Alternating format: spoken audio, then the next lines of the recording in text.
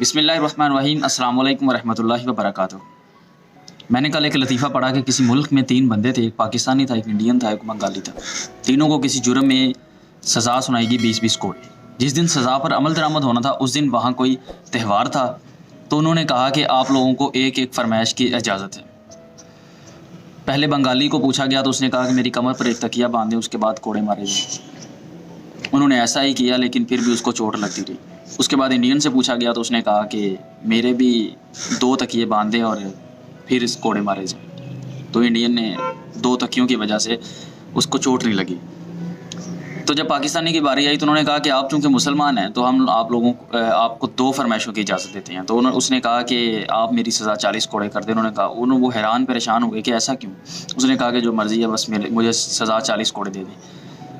तो उन्होंने कहा कि दूसरी फरमाइश, तो उसने कहा कि मेरी कमर पर इंडियन को बांध दें। बज़ाहिर ये एक लतीफ़ा है, लेकिन ये हमारे माशरे की एक सोच पाई जाती है कि हम लोग किसी दूसरे को हराने के, किसी दूसरे को गिराने के चक्कर में पड़े हुए। जब हमारे पास बेहतर की ऑप्शन होती है कि हम लोग किसी बेहतर ऑप्शन की तरफ जा सकते हैं, हम लोग किसी दूसरे को हराने के चक्कर में अपनी ऑप्शन ज़ाया कर बैठते हैं।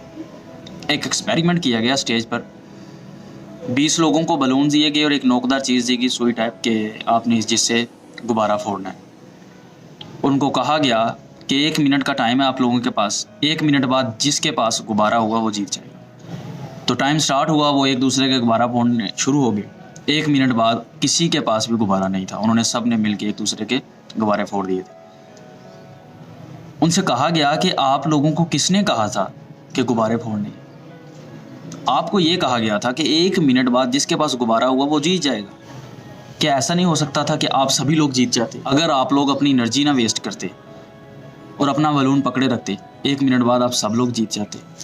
लेकिन चूंकि हमारी ये साइकोलॉजी है, हमारी साइकोलॉजी में ये घुसा दिया गया है कि जीतने के लिए दूसरों को हराना पड़ता है। मेरा ये ख्याल है कि अगर अलादीन के चिराग वाला जिन निकल आए और वो हमसे आके पूछे कि अपनी 2 ख्वाहिशें बताओ, तो एक ख्वाहिश यकीनन हमारे अपने लिए होगी और दूसरी ख्वाहिश हम किसी दूसरे को गिराने के लिए सोचेंगे।